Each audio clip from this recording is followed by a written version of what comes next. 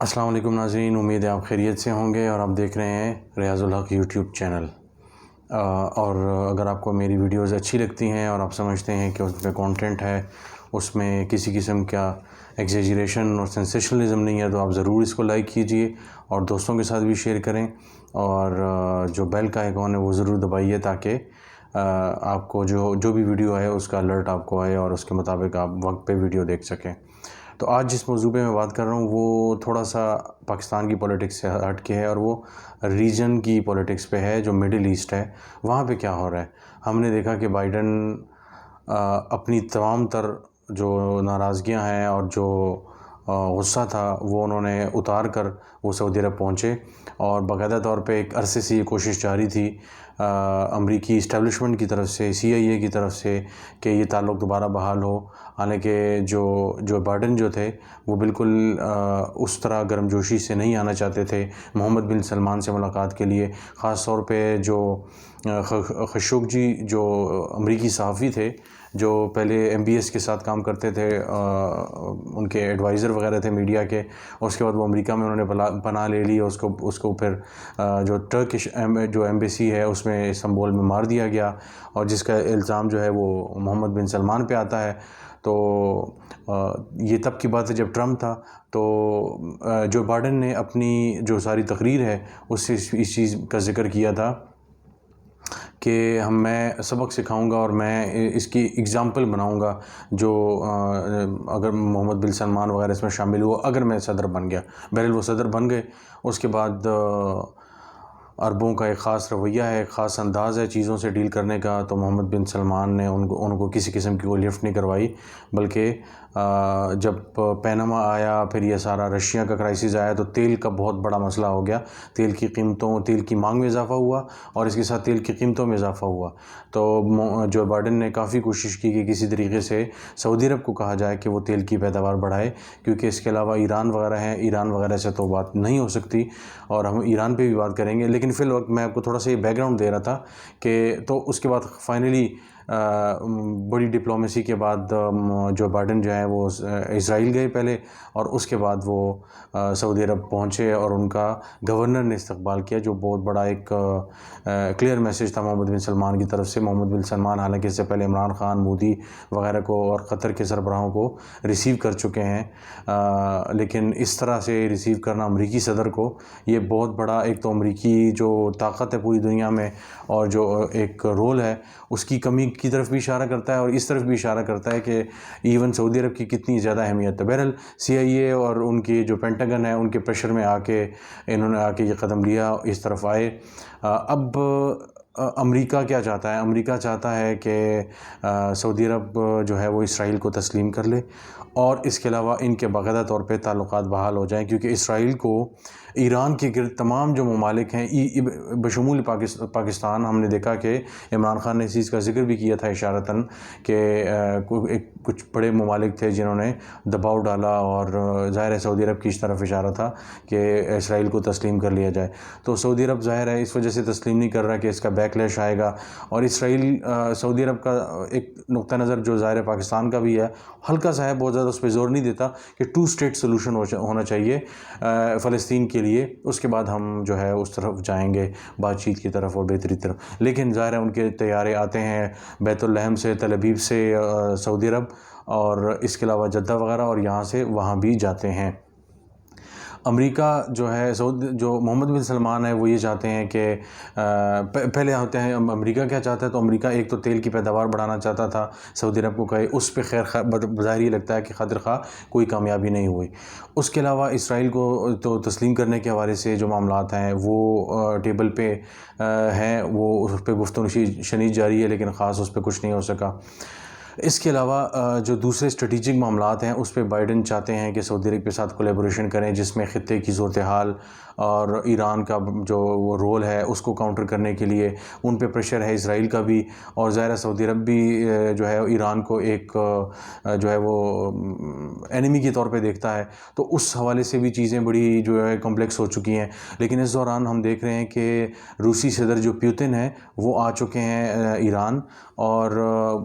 کہا یہ جا رہا ہے کہ ڈرونز اور مختلف چیزوں پہ بات چیت جو ہے ان کی جاری ہے خریدنے کے لیے، روس خریدنا چاہ رہا ہے۔ تو ایک طرف اتنی زیادہ پابندیاں ایران پہ، اور اس کے باوجود ایران ایسی ٹیکنالوجی بنا رہا ہے، یہ سب کے لیے بہت زیادہ حیران کن ہے۔ دوسری طرف ایران نے جب بائیڈن وہاں پہنچے تو اس چیز کا اشارہ دیا کہ 60% جو یورینیم کی افزودگی ہے، جسے انرچمنٹ کہا جاتا ہے، یورینیم کو تیار کرنے کا جو ایبیلٹی کیپیسٹی ہے وہ 60% ہو چکی ہے، اور وہ 90% تک بھی جا سکتی ہے۔ یہ آیت اللہ جو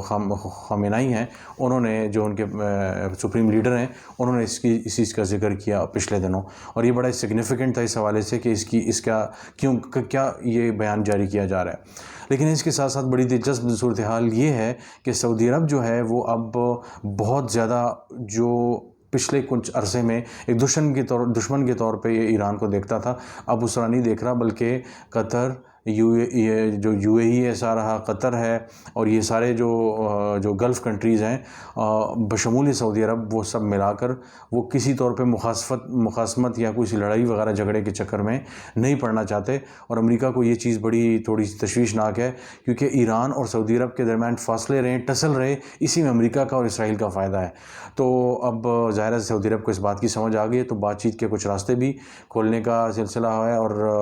ہم نے دیکھا کہ قطر میں باقاعدہ طور پہ ایمبیسی کھولنے کی باتیں چل رہی ہیں ایران کی، اور سعودی عرب میں بھی کچھ اس طرح کی بات چیت چل رہی ہے۔ یہ ایک بہت بڑا مسئلہ ہے امریکہ کے لیے، لیکن ظاہر سعودی عرب کو ان معاملات کا پتہ ہے۔ اور دوسری طرف ہم دیکھ رہے ہیں چین بھی اپنا انفلوئنس بڑھا رہا ہے، ٹیلی کام سیکٹر باقاعدہ طور پہ 5G جو ٹیکنالوجی ہے وہ سعودی عرب میں انویسٹمنٹ کے لیے باقاعدہ طور پہ کام شروع ہو چکا ہے، اور امریکہ اس سے بڑا پریشان ہے، کیونکہ ہواوے وغیرہ اور دوسرے جو 5G ٹیکنالوجی کے حوالے سے یورپ میں بہت کچھ تھا، اس کو کنٹین اور کرٹیل کرنے کی کوشش کی امریکہ نے اور ان تمام ممالک، یورپین ممالک نے مل کے، لیکن اب چین کو وہ کیسے کاؤنٹر کریں گے؟ دوسری طرف رشیا کے ساتھ بھی ان کے تعلقات اچھے بھلے جا رہے ہیں، اور سعودی عرب کیا چاہتا ہے؟ سعودی عرب یہ چاہتا ہے کہ اسٹریٹجک تعلقات ہوں امریکہ کے ساتھ، اور اس کے علاوہ EU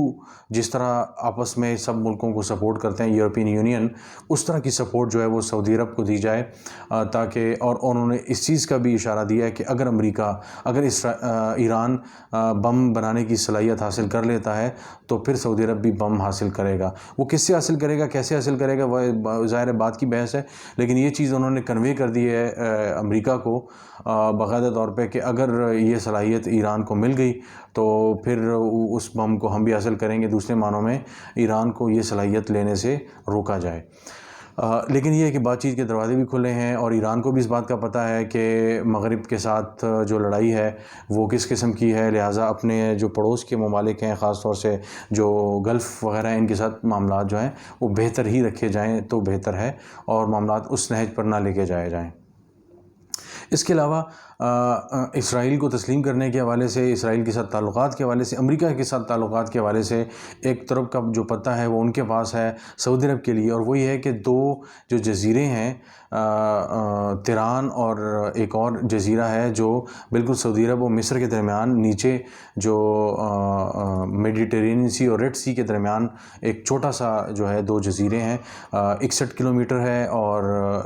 مربع کلومیٹر ہے، اور دوسرا کوئی 39 مربع کلومیٹر ہے۔ بہت زیادہ بڑے جزیرے نہیں ہیں، لیکن اس سے پہلے یہ تقریباً 57 کی دہائی میں، 50 کی دہائی میں یہ مصر کے پاس آئے، پھر جمال عبد الناصر کے زمانے میں جب یہ لڑائی ہوئی 1956 وغیرہ میں، تو یہ پھر جو ہے وہ اسرائیل کی طرف چلے گئے۔ 1967 میں باقاعدہ طور پہ جو لڑائی ہوئی عرب اور اسرائیل کی، اس میں باقاعدہ طور پہ اسرائیل نے قبضہ لے لیا، کیونکہ یہ ساری جو یہاں سے جو ترسیلات جاتی ہیں، ایلات، ایک جو چھوٹا سا ایک جو پانی کی طرف کا راستہ ہے سعودی عرب کے لیے، بندرگاہ جو ہے اسرائیل کے لیے، وہ یہاں سے ہو کے جاتی ہیں، تو بڑی اسٹریٹجک لوکیشن ہے اس کی۔ سعودی عرب کا یہ کہنا ہے کہ یہ ہمارے پاس ہے، اور یہ اس کا جو بالکل یہ سعودی عرب اور مصر کے درمیان ہے، تو جو شرق الاوسط ہے، جو بہت زیادہ ایک شرق الاوسط جو بڑا ایک بہترین ایک ہم نے دیکھا کہ مذاکرات وغیرہ کے لیے ایک بڑی خوشگوار جگہ سمجھی جاتی ہے، بڑی ایک سیاحتی جگہ بھی ہے مصر کی، تو اس سے یہ کچھ فاصلے پہ ہے ایک جزیرہ، اور دوسرا فاصل جو جزیرہ ہے وہ سعودی عرب کے قریب ہے، تو بڑی اسٹریٹجک لوکیشن ہے اس کی۔ تو اسرائیل کا یہ کہنا ہے کہ یہ وہ جزیرے سعودی عرب کو دے سکتا ہے، کیونکہ سعودی عرب کا یہ کہنا ہے کہ وہ یہاں پہ ان جزیروں پہ وہ بنانا چاہتا ہے ٹورزم وغیرہ کے، لیکن ظاہر ہے اس کی اسٹریٹجک لوکیشن بھی ہے۔ فی الوقت وہاں پہ UN کے جو پیس میکر وغیرہ ہیں، امریکی امن جو فورسز ہوتی ہیں وہ وہاں پہ موجود ہیں، تو اسرائیل نے ایک بڑا یہ پتہ اپنے پاس رکھا ہوا ہے کہ اگر ان کو تسلیم کیا جاتا ہے، ان کے ساتھ تعلقات مزید بہتر کیے جاتے ہیں، اور ظاہر کچھ ایسی ڈیمانڈز ہیں جو امریکہ وغیرہ کی بھی ہیں، تو تب جا کے یہ جزیرے ان کے قبضے میں دی جائیں گے۔ تو بہت زیادہ جو ہے نا ایران کے حوالے سے اور سعودی عرب کے حوالے سے، گلف کنٹریز کے حوالے سے بڑی ایک ٹسل ریجن میں چل رہی ہے، اور اس سارے معاملے میں پاکستان تو ظاہر کہیں نہیں کھڑا، لیکن پاکستان مجھے امید ہے کہ فارن آفس بھی اور ہماری جو ملٹری ہے ان سارے معاملات کو قریب سے دیکھ رہی ہوگی کہ اس کا لانگ ٹرم میں ہمارے اس خطے پہ بھی بڑا اثر ہوگا۔ کشیدگی بڑھتی ہے تو ہم پہ اثر ہوگا، تیل کی قیمتیں اوپر نیچے ہوتی ہیں، سپلائی اوپر نیچے ہوتی ہے، اس کا بھی ہم پہ اثر ہوگا، اور اس کے علاوہ بھی ظاہر ہے ہمارے پڑوس میں اگر نہیں ہے تو ڈائریکٹلی انڈائریکٹلی ایران وغیرہ ہمارے ساتھ ہے، دوسرے ہمارے ساتھ ممالک ہیں، تو اس کے بڑے اثرات ہوں گے، تو اس پہ بھی ہمیں نظر رکھنے کی ضرورت ہے۔ تو آج تک کے لیے اتنے، انشاءاللہ پھر دوبارہ ملاقات ہوگی۔ بہت شکریہ۔